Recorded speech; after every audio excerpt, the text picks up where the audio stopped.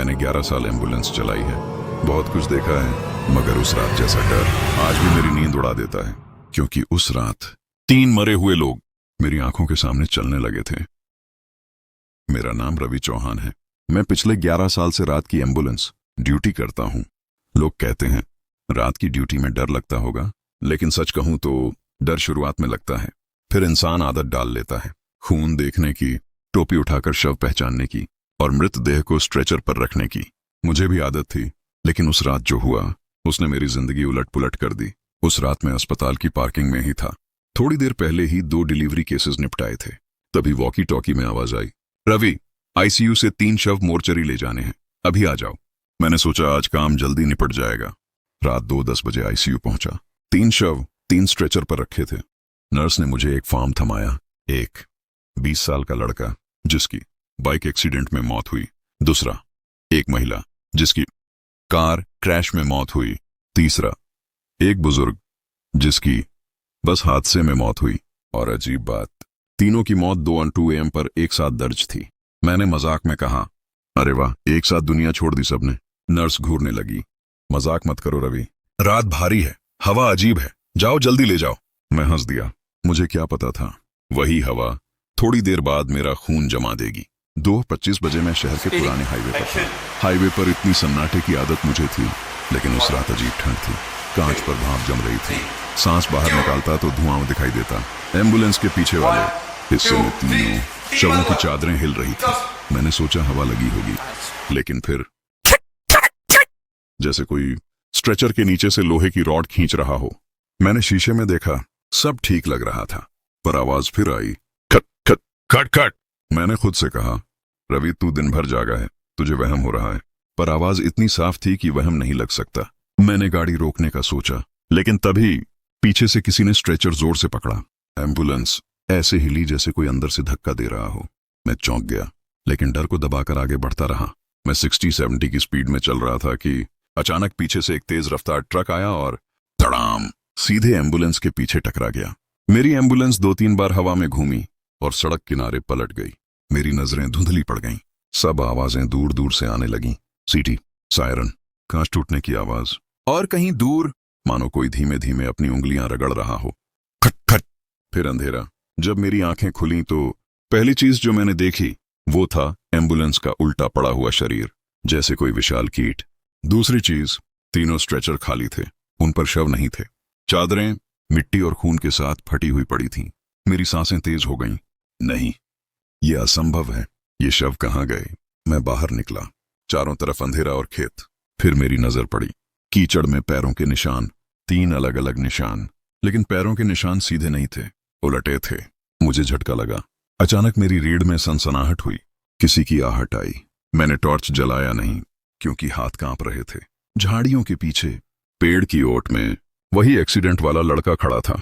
सफेद त्वचा ऊपर से नीली पड़ चुकी, चेहरे पर खून जमे धब्बे, लेकिन उसकी आंखें खुली थीं और सीधे मेरी तरफ देख रही थीं। उसकी गर्दन अजीब तरीके से टेढ़ी थी, जैसे हड्डी टूटकर लटक गई हो। वो धीमे धीमे पेड़ के पीछे से बाहर आया। कदम नहीं था, बस सरक रहा था।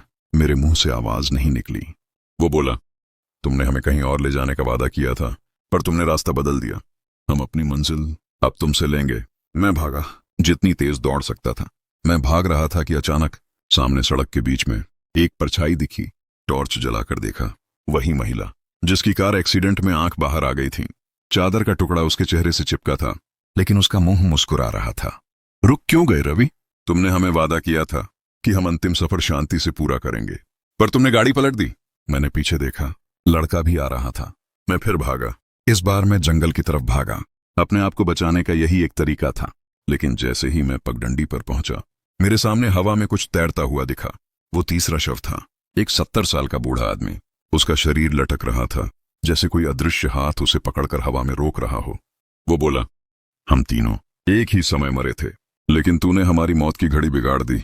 अब हम तेरी घड़ी सुधारने आए हैं। उसकी आंखें खून से भरी थीं। उसकी सफेद दाढ़ी हवा में झूल रही थी। मैं भी वहीं गिर पड़ा। मेरे हाथ कांप रहे थे, पैर सुन्न। तीनों शव मेरे करीब आते गए।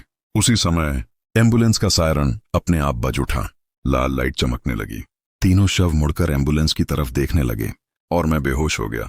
उस रात मैं मरा नहीं था, लेकिन मौत मेरे चारों तरफ जिंदा खड़ी थीं। 3 अलग अलग जगह मारे गए लोग मेरी एम्बुलेंस में एक साथ उठकर चलने लगे थे और मैं उनकी आखिरी मंजिल बन गया था। मुझे नहीं पता मैं कितनी देर तक बेहोश पड़ा रहा। जब होश आया तो सिर के पास सूखते खून की गंध और कानों में सिर्फ एक आवाज, ठीक ठीक ठीक। एम्बुलेंस की लाइट अभी भी टिमटिमा रही थी। मैंने धीरे धीरे आंखें खोली। आसमान बिल्कुल काला था, हवा रुक चुकी थी और आसपास एक अजीब धातु जैसी बदबू थी जिसे मैंने मरते हुए शरीरों में महसूस किया था। मैं उठा और चारों तरफ देखा। तीनों शव कहीं भी नजर नहीं आ रहे थे, लेकिन उनके पैरों के निशान अभी भी ताजा थे। उलटे पैरों के निशान, जैसे कोई पीछे की तरफ चलते हुए आगे बढ़ा हो। मेरी सांसें तेज हो रही थीं। मैं उठकर एम्बुलेंस की तरफ बढ़ा। दरवाजा आधा खुला था, जैसे किसी ने अंदर से धक्का मारा हो। जैसे ही मैं अंदर गया, मेरे पैरों के नीचे कुछ चिपचिपा महसूस हुआ। टॉर्च जलाकर देखा। स्ट्रेचर पर खून की लकीर थी। तीनों स्ट्रेचर से खून बहता हुआ पीछे की सीट के नीचे जा रहा था और सीट के नीचे से धीरे धीरे कोई सांस ले रहा था। मैं जम गया। सीट के नीचे झांक कर देखा। वह महिला उलटी पड़ी हुई, आंखें पूरी खुली, जैसे मेरी तरफ घूर रही हो। उसका चेहरा आधा कुचला हुआ था और गाल की हड्डी बाहर को निकली हुई, लेकिन उसका मुंह मुस्कुरा रहा था। आ गए रवि। मैं पीछे हट गया। अचानक किसी ने मेरे कंधे को जोर से पकड़ा। मैंने पलट कर देखा।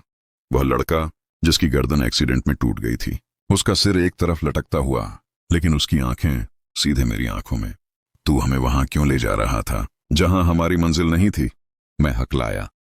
मैं तो बस ड्यूटी कर रहा था। वह नजदीक आया। चादर उसके शरीर से लटकी हुई थी। उसकी पसलियां त्वचा के बाहर उभरी थीं, मानो किसी ने उसे अंदर से नोचा हो। वह फुसफुसाया, हमें मोक्ष का रास्ता चाहिए था, मगर तूने हमें हवा में भटकती रूहें बना दिया। यह कहते ही उसकी उंगलियां मेरे गले की तरफ बढ़ीं। उसी वक्त पहली बार मुझे समझ नहीं आया, लेकिन फिर पता चला। तीसरा शव, वह बूढ़ा आदमी खेतों की तरफ भाग रहा था। हाँ, एक मरा हुआ आदमी भाग रहा था, पर उसके पैर उलटी तरफ थे। शरीर आगे जा रहा था, पैर पीछे की दिशा में। उसकी चाल इंसान जैसी नहीं थी, बल्कि किसी मकड़ी जैसी। वह चिल्ला रहा था, जल्दी चलो, वक्त कम है। लड़का और महिला दोनों उसकी तरफ मुड़ गए, जैसे कोई अदृश्य आदेश मिला हो। वे तीनों एक दूसरे से बात नहीं कर रहे थे, लेकिन ऐसा लग रहा था जैसे एक ही आत्मा तीनों को नियंत्रित कर रही हो। मैं अवसर देखकर भागा। मैं सड़क पर भागा, खेतों की तरफ भागा, पगडंडी पर भागा, लेकिन तीनों शव धीमे नहीं थे। वे तेज थे, बहुत तेज। और अजीब बात, उनके पैरों की आवाज नहीं आ रही थी, जैसे जमीन को छुए बिना दौड़ रहे हों। मैं एक जगह फिसला और एक पुराने खंडहर जैसे घर के सामने गिर पड़ा। ये एक पुरानी हवेली का टूटा हिस्सा था। दीवारों पर फफूंदी, छत टूटी, अंदर अंधेरा, पर यहां हवा चल रही थी और हवा में एक अजीब सी फुसफुसाहट। यही जगह है, यही सच छुपा है। मेरे कदम खुद ब खुद अंदर चले गए, जैसे कोई धक्का दे रहा हो। अंदर घुसते ही चारों तरफ राख पड़ी थी और दीवार पर लिखा था, जो एक साथ मरते हैं उनकी एक मंजिल होती है। मेरी रीढ़ कांप गई। धड़ाम! दरवाजा अपने आप बंद हो गया और दीवार के पीछे से तीनों की आवाजें एक साथ आईं। रवि, तूने हमें बीच रास्ते में रोक दिया। अब हम तुझे अपनी मंजिल दिखाएंगे। दीवारें थरथराने लगीं, मिट्टी गिरने लगी और अंधेरे में 3 साए बन गए। वह महिला, लड़का, बूढ़ा, तीनों मेरे सामने खड़े थे। वे धीरे धीरे नजदीक आए और बूढ़ा बोला, हम तीनों की मौत एक साथ नहीं हुई थी, हमें एक इंसान ने मारा था। मैं सन्न। उसने आगे कहा, और तू? उसी इंसान की एम्बुलेंस चला रहा था। मेरा खून ठंडा हो गया। फिर लड़का बोला, वह आदमी अभी भी हमें मारने आता है। हमारी आत्माएं उसने बांध रखी थीं। तूने रास्ता बदलकर हमें छुड़ा दिया। फिर महिला बोली, लेकिन आधी मुक्ति हुई है, अधूरी नहीं। मैं कांपते हुए बोला, मैं क्या करूं? तीनों बोले, तुझे हमारे साथ चलना होगा। मैंने डर के मारे रोना शुरू कर दिया। मैं बोला, कहां चलूं? वे बोले, जहां हम मरे थे उसी जगह। तीनों मुझे खींच कर ले जाने लगे। उनकी ठंडी पतली उंगलियों ने मेरे हाथों को पकड़ लिया और उनका स्पर्श बर्फ जैसा नहीं था, कब्र जैसा था। मैं चिल्लाया, नहीं, छोड़ दो। तीनों बोले, डर मत रवि, हम तुझे नहीं मारेंगे, बस अपने आखिरी सच का गवाह बनाएंगे। और मुझे खींचते हुए वापस सड़क की तरफ ले जाने लगे। मैंने देखा, हाईवे के मोड़ पर एक बड़ा पुराना पेड़ था। टायरों के निशान, खून की सूखी बूंदें और टूटी फूटी लोहे की ग्रिल। तीनों रुके। बूढ़ा बोला, यहीं हम तीनों को एक ड्रंक ड्राइवर ने कुचल दिया था। लड़का बोला, उस रात हमारा समय खत्म नहीं हुआ था, सांसें बाकी थीं। महिला बोली, लेकिन उसने हमें मरने के लिए छोड़ दिया। मैं कांप गया। उन्होंने आगे कहा, मैं कांप गया। उन्होंने आगे कहा, अब हमें मोक्ष चाहिए और तू हमारा साक्षी बनेगा। जैसे ही वे पेड़ के नीचे खड़े हुए, तीनों के शरीर हवा में उठने लगे। उनकी आंखों में चमक थी, चेहरे से दर्द मिट रहा था और शरीर राख जैसा बनता जा रहा था।